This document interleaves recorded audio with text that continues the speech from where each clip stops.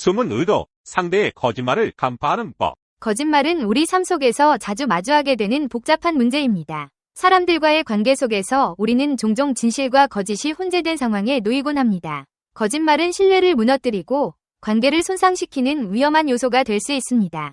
그러나 우리는 어떻게 상대방의 말 속에서 진실과 거짓을 구별할 수 있을까요? 이를 위해서는 상대방의 말뿐만 아니라 몸짓, 표정, 목소리 톤 등 비언어적 단서들을 관찰하고 말의 내용과 맥락을 종합적으로 분석하는 기술이 필요합니다. 1. 비언어적 단서. 비언어적 소통은 말보다 더 많은 정보를 전달할 수 있습니다. 말은 쉽게 거짓으로 꾸밀 수 있지만 몸짓과 표정은 무의식적으로 진실을 드러냅니다. 사람은 거짓말을 할 때 자신의 말을 신경 쓰느라 비언어적인 표현까지 철저하게 통제하기 어려워집니다. 따라서 상대방의 비언어적 단서를 주의 깊게 살펴보면 거짓말의 흔적을 포착할 수 있습니다. 눈맞춤 회피. 거짓말을 하는 사람은 자주 눈을 피하려고 합니다. 사람들은 진실을 말할 때 상대방과 자연스럽게 눈을 마주치지만 거짓말을 할 때는 자신이 속임수를 쓰고 있다는 불안감으로 인해 상대의 눈을 제대로 바라보지 못할 때가 많습니다. 눈을 마주치지 않거나 시선을 자주 피하는 행동은 거짓말의 가능성을 시사할 수 있습니다. 불안한 몸짓. 거짓말을 하는 사람은 불안한 몸짓을 보일 수 있습니다. 예를 들어 손을 만지작거리거나 다리를 떨거나 심지어 자신도 모르게 특정 부위를 자주 만지는 행동은 긴장감과 불안감을 나타낼 수 있습니다. 이러한 신체적인 움직임은 거짓말로 인한 심리적 부담을 반영하는 경우가 많습니다. 목소리 톤 변화. 목소리 톤의 변화도 거짓말의 단서가 될 수 있습니다. 평소와 달리 목소리가 갑자기 높아지거나 떨리거나 말을 더듬는 등의 현상은 긴장감을 반영하는 신호일 수 있습니다. 거짓말을 할 때 사람은 본능적으로 자신이 드러날까 두려워 긴장하게 되며 이로 인해 목소리에 미묘한 변화가 생깁니다. 미세 표정. 미세 표정은 짧은 순간에 나타나는 표정으로 사람이 의식적으로 감추려고 해도 무의식적으로 드러나는 감정을 반영합니다.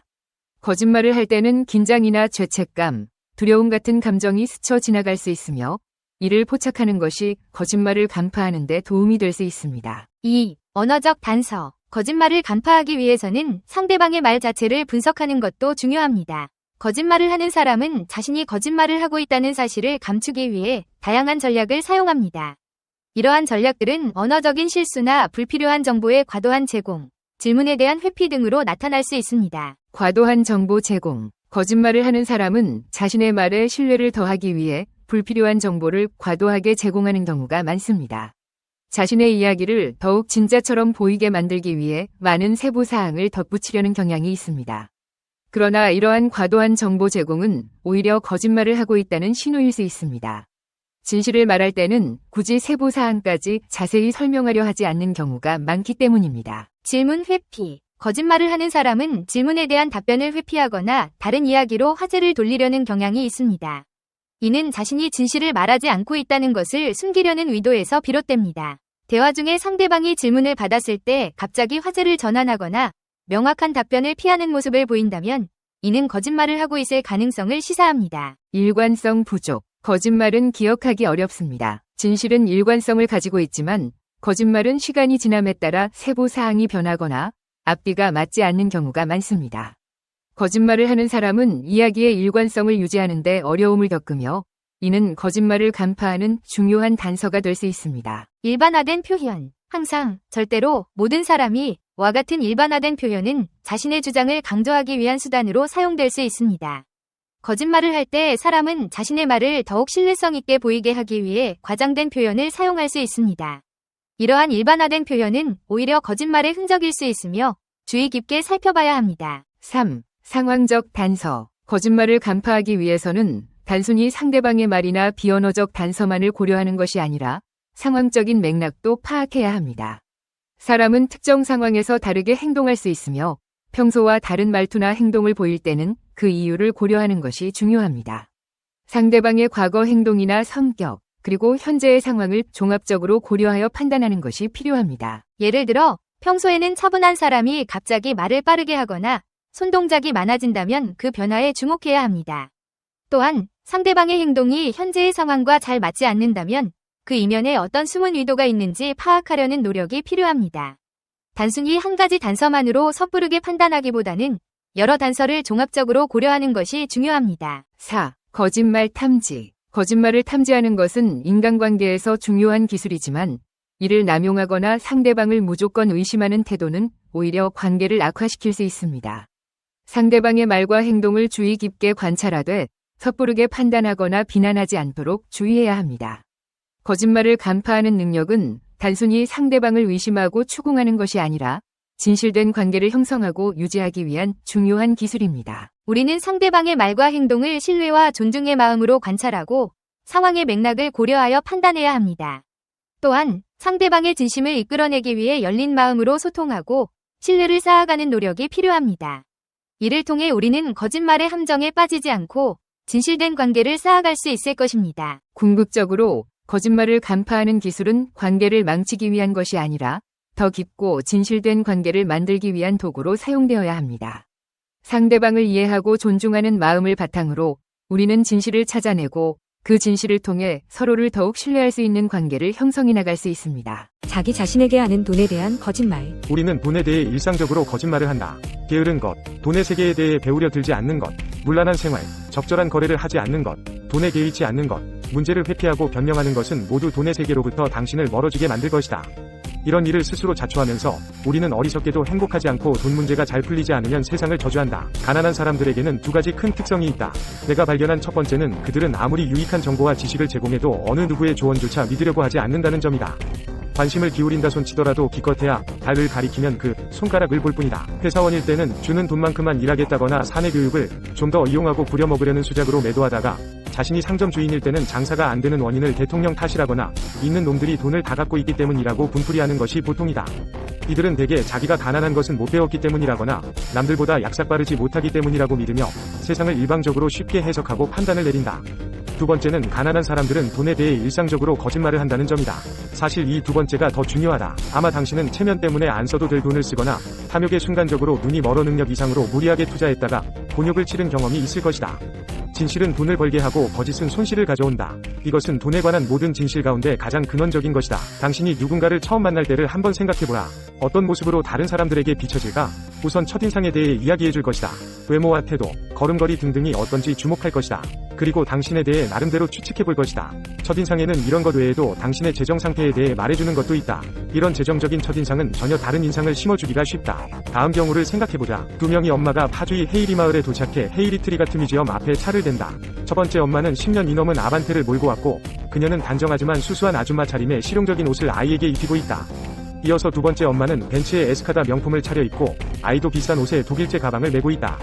당연히 누가 보면 두 번째 엄마가 돈이 많다고 생각할 것이다. 하지만 첫 번째 엄마가 두 번째 엄마가 타고 온 차보다 더 비싼 차를 살 능력이 있지만 차를 잘 안 바꾸는 성격이라는 말을 들으면 두 번째 엄마보다 가장의 월 수입이 더 많다면 든든한 은퇴 계획과 아이의 대학 교육에 대비해서 충분한 저축까지 해놓고 있다면 반대로 두 번째 엄마는 빌린 차에 최소한의 저축도 은퇴 계획도 없이 카드 빚이 5천만 원이나 된다면 그녀는 아이의 대학 교육에 대해 심각한 고민을 하고 있는 형편이라면 무엇보다도 언젠가 무능력한 빈털터리로 일생을 마감하게 되지는 않을까를 두려워하는 처지라면 즉 당신은 재정적 첫인상을 통해 당신이 어떤 사람이라고 세상 사람들을 향해 순간마다 이야기를 하고 있는 것과 마찬가지다. 당신이 걸친 옷과 액세서리, 자동차, 살고 있는 집 등등의 수많은 다른 증표를 통해 자신을 표현하고 있는 것이다. 하지만 당신은 거짓 없이 재정적 진실을 말하고 있는가? 보통 사람들은 아이들 교육에 관해서 많은 언제나 부모의 부모가 그랬던 것처럼 거짓으로 일관해가며 살아간다. 자신의 재정 상태까지 파괴시켜가며 있는 것 없는 것 다 바쳐서 아이들을 좋은 학교에 보낼 필요는 없는 것이라고 흔히 말들은 쉽게 하지만 실제 아이들 교육에 관해서 많은 사람들은 늘 그런 식으로 살아왔다. 심지어 빚에 시달리면서도 식당 일을 해서라도 자식들을 대학에 보내는 것이 한국에서는 아주 자연스러운 현상이다. 하지만 돈에 관한 거짓은 자식의 미래까지 어둡게 한다. 그렇게 어려운 환경에서 등록금을 마련했다는 것을 자식들에게 미리 알렸더라면 용돈도 절약하고 아르바이트 자리라도 열심히 찾아보았을 게 아닌가. 숨긴 대가는 자식들이 다 커서 결혼하고 분가했을 때 내가 너를 어떻게 키웠는데 하는 식으로 흔히 표출된다. 이런 현실에서 생활 능력을 상실한 부모들이 자식들의 뒷다리를 붙잡고 늘어지는 것은 너무나 당연한 일이다. 이른바 가난에 대물림이다. 착하고 성실한 사람들도 돈에 대해서는 자주 거짓말을 잘한다. 돈 문제는 권력에 관한 문제이다. 자신이 빈털터리라는 사실이 주위에 알려지면 다른 사람들이 무시할까 봐 두려워 없어도 있는 것처럼 허세를 부리고 거짓 성공을 보여주기 위한 증표에 기꺼이 돈을 쓴다. 현금 잔고가 없어도 카드로 술값을 내며 골프를 친다. 집은 없어도 택시를 타고 자가용을 몬다. 카드 연체자도 백화점에서 쇼핑하고 명품을 산다. 할부로 자동차를 사면서도 대형차를 산다. 그런 것들도 자신의 실제 능력이라고 믿는다. 전 세계에서 대형차가 소형차보다 더 많이 팔리는 현상을 이해하는 국민이 한국인 말고 또 있을까? 가정에서도 돈은 항상 대일에 쌓여 있다. 남편은 부인에게 투자 실패 사실을 숨기고 아내는 남편 몰래 빌려주었다가 떼인 돈을 숨긴다. 남편은 아내가 별도로 관리하는 돈을 모르고 아내는 남편의 전 재산이 얼마인지 모른다. 이처럼 돈 상황만큼 드러나지 않는 경우도 드물고 돈 상황만큼 알아내기 힘든 것도 없다. 부자들이 친척들 중에 보험 모집인이 아무리 많아도 친척들에게 보험을 들지 않는다는 것은 잘 알려진 상식이다. 이왕이면 다홍치마라고 도와줄 양이면 아는 사람들을 도와주는 것이 일반적인 상식이지만 돈 문제에 이르면 상식과는 잘못 다른 양상이 나타난다. 부자는 보험의 판원인 친척이 손을 벌릴까 두렵고 꼭 그런 경우가 아니더라도 왠지 꺼림칙하게 느껴지기 때문이다. 모처럼 자선을 하려고 나섰다가 신원이 들통나 온 세계가 손을 벌리는 바람에 곤욕을 치르는 경우와 비슷한 경우다. 하지만 부자들이 거짓말을 하는 것은 어디까지나 돈을 지키기 위함이다. 가난한 사람들은 스스로를 속이기조차 한다.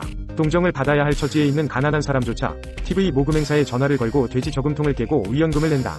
가난한 사람들은 또 부자들이 흘리는 악어의 눈물에 과잉 동조하여 희생되기 일수다. 연말이면 부르주아들이 뿜어내는 사회 분위기에 휩쓸려 가난한 사람들이 분수에 맞지 않게 많은 기부금을 내고 자선 냄비에 돈을 던지는 것도 그 때문이다. 수많은 사람들이 자기가 가진 돈에 관해 거짓으로 말하는 경향이 있다. 당신 역시 실제로 가진 것보다 더 많이 가진 것처럼 행동해 왔을지도 모른다. 친구들을 좋아하고 온갖 경조사 모임에 빠짐없이 참가하는 것은 돈이 많이 드는 일이다. 통장에 잔고가 없어도 카드로 결제하는 것은 자신의 재정 상태를 속이는 일이다. 재정에 빵꾸가 난 상태에서도 골프 초대에 응하고 스포츠 댄스를 배울 약속을 하는 것은 자기 기만이다. 허례허식에 부자들과 동조하는 것은 몸에 맞지 않는 옷을 입는 것이나 마찬가지다. 한번 생각해보라. 가계부를 적자로 만들고 삶을 제어할 수 없도록 만드는 일들은 모두 돈에 관한 최초의 작은 거짓말에서부터 시작되는 것이다. 한 번의 거짓말은 점점 더 진실을 은폐하도록 만들고 재정 상태를 꼬이게 만들어 결국 가계 적자의 수렁에서 빠져나올 힘을 빼앗는다. 어떤 면에서 부자로 가는 길에 들어설 수 있는 가장 중요한 방법은 자기 자신과 자신이 가진 돈에 대해 솔직해지는 것이다. 돈에 관해 진실을 말하는 순간부터 돈은 불어나기 시작한다. 여러분은 매일, 매 순간마다 돈에 관한 진실을 말할 것인지, 지금처럼 거짓으로 일관할 것이지 선택해야 한다. 선택은 여러분 자신에게 달려있다. 한쪽은 여러분이 원하는 것을 이루도록 이끄는 길이지만, 다른 쪽은 여러분이 가진 것을 파괴하는 길이다. 진실에 따라 행동할 때만 풍요로움과 부가 따라온다. 그것만이 당신을 부로 이끄는 길이다. 돈에 대한 거짓말을 멈출 수 있는 사람은 자신뿐이다. 현재 당신이 가지고 있는 것에 대한 진실을 가리지 않도록 해야 한다. 진실은 당신이 아무리 바뀌기를, 감추기를 바란다 해도 변하지 않는다. 당신이 가진 돈에 대한 진실을 들어야 할 사람도 다른 사람이 아니다. 그것은 당신 자신이 들어야 하는 것이고 반드시 진실을 말해야 한다. 거기에 더하여 진실 그대로 살아야 할 것이다. 예를 들어 막연히 부자가 되는 꿈을 목표로 삼으면 자신을 속이게 되고 절대 부자가 될 수 없다. 장사로 푼돈을 벌거나 월급을 받는 순간 그 돈으로는 부자가 될 수 없다는 사실을 알기에 한편으로 좌절하면서 버는 대로 쓰게 되고 결국 평생을 신용카드에 의존하게 된다. 하지만 목표를 500만원 혹은 5천만원을 모으는 것으로 정하면 구체적인 계획을 세울 수 있다. 매월 수입에서 얼마를 떼어 저축해야 한다는 계산이 나오고 그에 따른 행동도 이어진다. 저축을 하게 되고 곧 목돈을 쥐니 부자의 길로 접어드는 첫 계단에 올라갈 수 있게 되는 것이다. 때문에 당신의 모든 목표는 가까운 미래에 이루어질 수 있는 구체적인 것으로 정해야 한다. 10년 후, 2년 후도 너무 길다. 오직 내년에만 관심을 가져라. 그렇다. 돈에 관한 거짓말이 금전적인 파탄을 부른다. 살면서 마주치게 되는 대부분의 경제적 시련들은 바로 다른 사람들과 자신에게 정직하지 못했을 때 생겨난다. 그러나 우리는 그런 어려움과 거짓말 그리고 삶이 우리에게 던지는 고통에 점점 무뎌져서 더 나은 길을 보지 못한다. 더 나은 길이란 간단하다. 언제나 돈의 진실을 말하는 것이다. 다른 사람에게 정직하기 위해서는 먼저 자기 스스로에게 정직해야 한다. 매일매일 당신의 모든 말과 행동을 체크하라. 그리고 자신에게 솔직하지 못했던 부분들을 찾아내는 근육을 단련하라. 거짓말은 당신의 직관과 충돌하고 당신의 핵심 가치를 실현하지 못하게 막고 당신의 정직성을 손상시킨다. 당신의 생각과 말, 행동 속에 거짓을 감추지 않고 드러낼수록 당신은 진실을 말하고 진실한 삶을 살게 되고 당신의 파워 또한 극대화될 것이다. 거짓말을 많이 하라. 진정한 거짓말이란 어쩌면 표준을 뛰어넘는 월등한 수준의 정직인지도 모른다. 진화론적으로도 거짓말은 진화의 결과일 뿐 아니라 진화의 추진력이었다. 거짓말하는 쪽과 거짓말을 꿰뚫어보려는 쪽의 진화 싸움이 초기 인류에게 더 크고 더 역량 있는 마음을 주었을 뿐만 아니라 상대보다 한 수 앞서고 한술 더 뜨기 위한 선조들의 노력이 호모사피엔스의 지능 발전에 가장 큰 동력이었음은 물론이다. 놀라운 다양성으로 드러나는 인간 속임수의 특징은 실상 타고난 속성일 가능성이 높다. 민감한 친구에게 가짜 칭찬을 하거나 직장 상사에게 업무량을 부풀려 말하거나 가고 싶지 않은 자리를 피할 핑계를 댈 때 우리는 다른 사람의 생각을 알고 그것을 이용한다. 거짓말이 필요한 시기 선택 요령, 설득력, 그럴싸한 말재주, 거짓말의 성공 여부를 알리는 신호를 포착하는 눈치 등등. 그리고 이런 기술 모두 상대의 마음을 읽는 능력에 달려있다. 성인들 사이에서는 거짓말을 솜씨 있게 하는 사람이 친구도 잘 사귀고 사려 깊은 사람으로 인정받아서 사교성이 뛰어나다는 평가를 받는 경향이 있다. 실험으로 얻은 보다 흥미로운 결과는 사교 능력이 높은 청소년일수록 속임수에도 능하다는 것이었다. 외도하는 여자들은 혼외정사 파트너와 관계할 때보다 남편과 관계할 때 더 철저히 피임을 한다. 연구 결과에 따르면 우리는 매일 200여 번에 이르는 거짓말을 한다. 41%는 화를 피하기 위해 거짓말을 하며 14%는 좀 더 편하게 살기 위해, 9%는 사랑받기 위해, 6%는 그냥 게을러서 거짓말을 한다. 잘되면 내 덕이고 못되면 조상 탓이다. 우리는 자신을 공격하는 정보는 피하고 지지하는 정보는 환영한다. 아이들은 생각만큼 정직하지 않다. 거짓말을 할 나이가 되어도 거짓말을 하지 못하는 것은 해당 아이에게 발달 장애가 있다는 판단의 근거가 되기도 한다. 자폐증 아이는 거짓말을 전혀 할 줄 모른다. 거짓말은 알고 있는 것과 말하는 것이 일치하지 않는 것이다. 즉, 당신의 말이 거짓말이 되는 것은 누군가가 당신의 말에 반대하여 자신이 진실이라고 믿는 것을 주장할 때뿐이다. 진실에 대한 의무라는 게 도대체 뭐란 말인가? 항상 진실만을 말해야 한다는 입장을 고수하는 사람은 결국 온갖 불이익을 당할 것이다. 아무도 거짓말인지 모르는 거짓말이 완벽한 거짓말이다. 이때 거짓말은 진실로 둔갑하기 때문이다. 그러니까 우리는 이미 도덕과는 거리가 먼 환경에서 생활하고 있는 것이다. 속임을 당한 사람들은 결코 죄 없는 희생자가 아니라 동료의 경쟁자다. 영화는 거짓말이 개입되지 않으면 만들어질 수도 없다. 매력적인 이성을 유혹하기 위한 거짓말이나 인재로 비춰지기 위한 자기 포장술이 왜 나쁜가? 실제보다 더 잘난 사람으로 보이고 싶어서 하는 선의의 거짓말이 꼭 나쁘기만 한 것인가? 오히려 거짓말을 못하는 바보가 위험하다. 정치를 예로 들어보자. 정치 지도자는 정책 실패나 실수를 인정하기가 어렵다. 그래서 정치인은 공개적으로 대중을 속인다. 정치인을 믿는 사람은 없다. 그도 이것을 알고 있다. 그도 알고 있다는 사실을 우리가 안다. 이 사실 역시 그가 알고 있다. 모든 사람이 다 알고 있는데 과연 어리석음을 어디에서 찾을 수 있단 말인가? 그렇다. 거짓말은 인간사회의 윤활유와 같은 존재다. 우리가 친구들의 면전에서 진실만을 말한다면 모든 인간관계는 한순간에 결단나고 말 것이다. 우리는 상대의 마음이 다치는 것을 원치 않아서 거짓말을 한다. 우리는 상대가 가혹한 진실의 희생자가 되는 것을 원치 않아서 거짓말을 한다. 오늘은 여기까지.